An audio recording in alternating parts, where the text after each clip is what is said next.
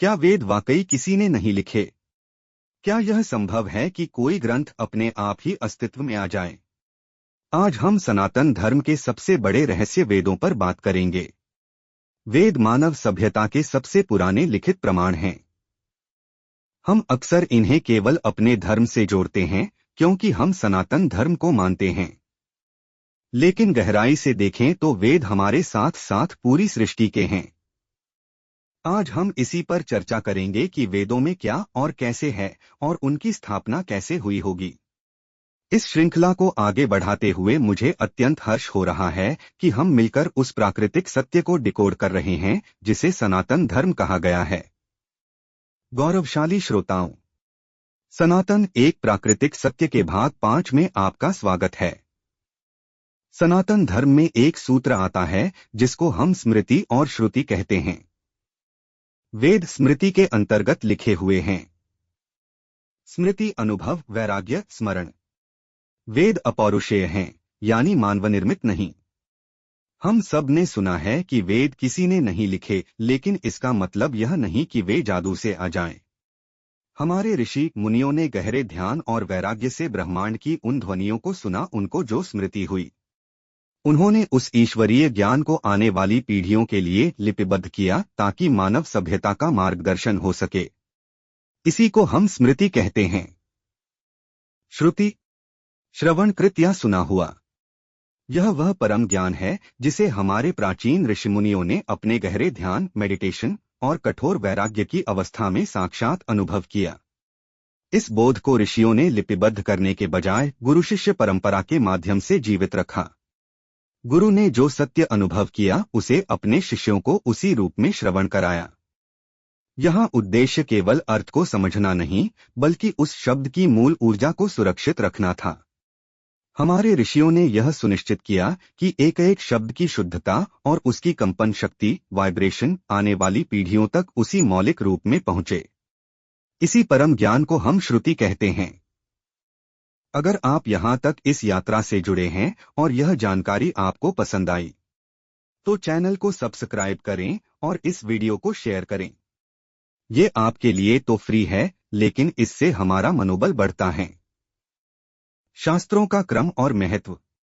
वेदों का सार उपनिषद हैं और उपनिषदों का सार गीता को माना गया है।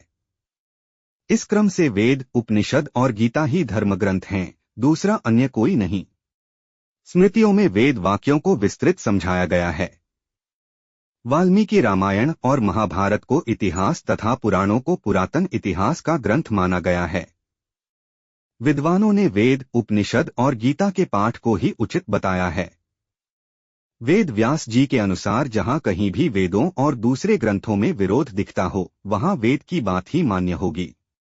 आप देखेंगे कि वेदों का जो क्रम है, ऋग्वेद, यजुर्वेद, सामवेद, अथर्ववेद, यह बहुत ही व्यवस्थित नियम से रखे गए हैं।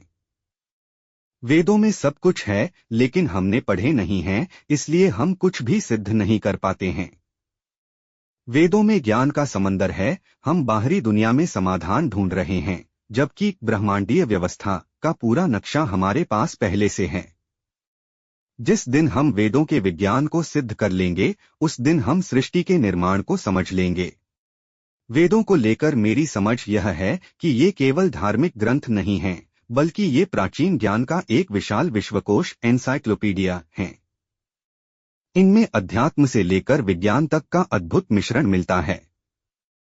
वेदों के 4 उपवेद भी हैं जो श्रुति के अंतर्गत लिखे हुए हैं। आयुर्वेद, धनुर्वेद, गंधर्व वेद, स्थापत्य वेद। आयुर्वेद को ऋग्वेद का उपवेद माना जाता है, जिसके कर्ता धन्वंतरी हैं। धनुर्वेद को यजुर्वेद का उपवेद माना जाता है, जिसके कर्ता विश्वामित्र हैं। गंधर्ववेद को सामवेद का उपवेद माना जाता है, जिसके कर्ता नारद मुनि हैं। स्थापत्य वेद को अथर्ववेद का उपवेद माना जाता है, जिसके कर्ता विश्वकर्मा हैं। उपवेद क्यों बनाए?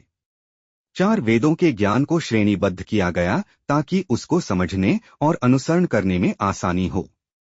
इसी तरह क्रमश चारों वेदों में बिखरे हुए मंत्रों को विषयानुसार विद्वान ऋषियों ने एकत्रित किया। अगर हम इन्हें गहराई से देखें तो वेदों में मुख्य रूप से ये 4 स्तंभ मिलते हैं। प्राकृतिक विज्ञान। यह प्रकृति और भौतिक जगत के नियमों का अध्ययन है। इसके अंतर्गत ब्रह्मांड की घटनाओं, पदार्थ, ऊर्जा और सजीवों की कार्यप्रणाली को वैज्ञानिक आधार पर समझा जाता है। मुख्य शाखाएं भौतिकी, रसायन और जीव विज्ञान। ध्वनि और भाषा का विज्ञान।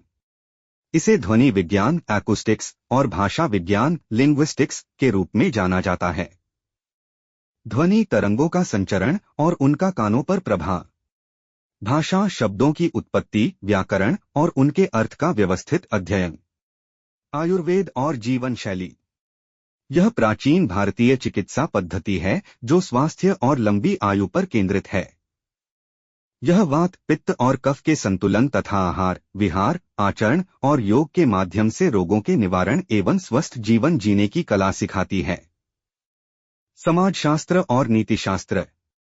समाजशास्त्र मानव समाज की संरचना, सामाजिक संबंधों और समुदायों के व्यवहार का अध्ययन। नीतिशास्त्र सही और गलत के बीच अंतर करने का विज्ञान।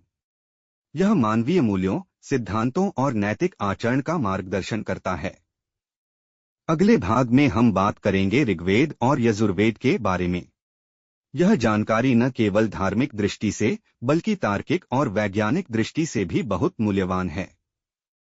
तब तक आप स्वस्थ रहें और प्रकृति का ध्यान रखें, क्योंकि प्रकृति ही सनातन है, सनातन ही प्रकृति है।